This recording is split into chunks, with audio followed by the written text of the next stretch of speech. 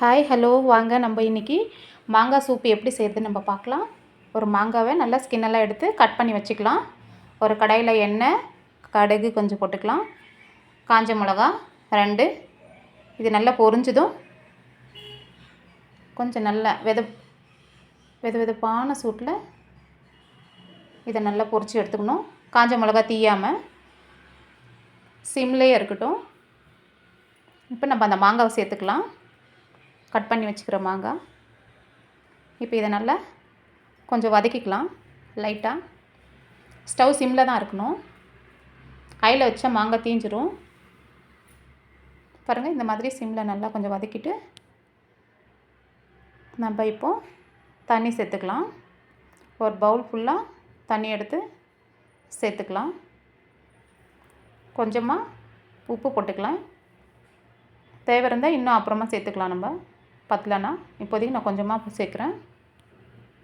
நல்லா கலக்கி இப்போது தண்ணி சேர்த்துக்கலாம். பாருங்கள், இந்த அளவுக்கு இருக்கணும்.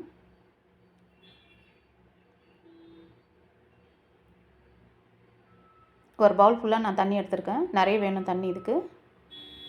அப்போ தான் இது நல்லா டேஸ்ட்டாக இருக்கும். இது மாங்காய் வேகிற வரைக்கும் அந்த தண்ணியும் நல்லா கொஞ்சம் லைட்டாக சுண்டி நம்மளுக்கு அந்த சூப்பு வர அளவுக்கு கரெக்டாக இருக்கும் அந்த தண்ணி. நான் வந்து ஒரு 1 லிட்ரு 1.5 லிட்டர் தண்ணி அந்த மாதிரி எடுத்திருக்கேன். 1 லிட்ரு வரணும். அது ஃபுல்லாக லாஸ்ட் ஃபினிஷிங்கில் கொஞ்சம் மஞ்சள் பொடியும் உப்பு இன்னும் கொஞ்சம் சேர்த்துக்கலாம். பார்த்துட்டு பத்தலைன்னா இது நல்லா கலக்கி விட்டுறலாம். கொதிக்கிட்டோம், நல்லா வேகணும். பாருங்கள், இந்த மாதிரி நல்லா கொதித்து வரும். வெந்துருச்சா இல்லைன்னு நம்ம பார்த்துட்டு கொஞ்சமாக சீரகம் எடுத்து நம்ம ஃப்ரை பண்ணி அதை நல்லா நுணுக்கி ரெடி பண்ணி வச்சுக்கலாம்.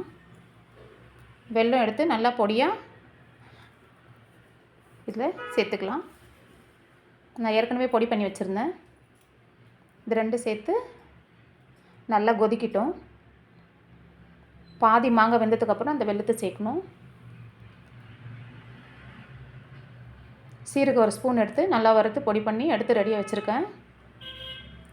பாருங்கள், இந்த மாதிரி சிம்மில் வச்சு ஒரே 1 ஸ்பூனு இந்த மாதிரி சேர்த்து இடிச்சுக்கணும்.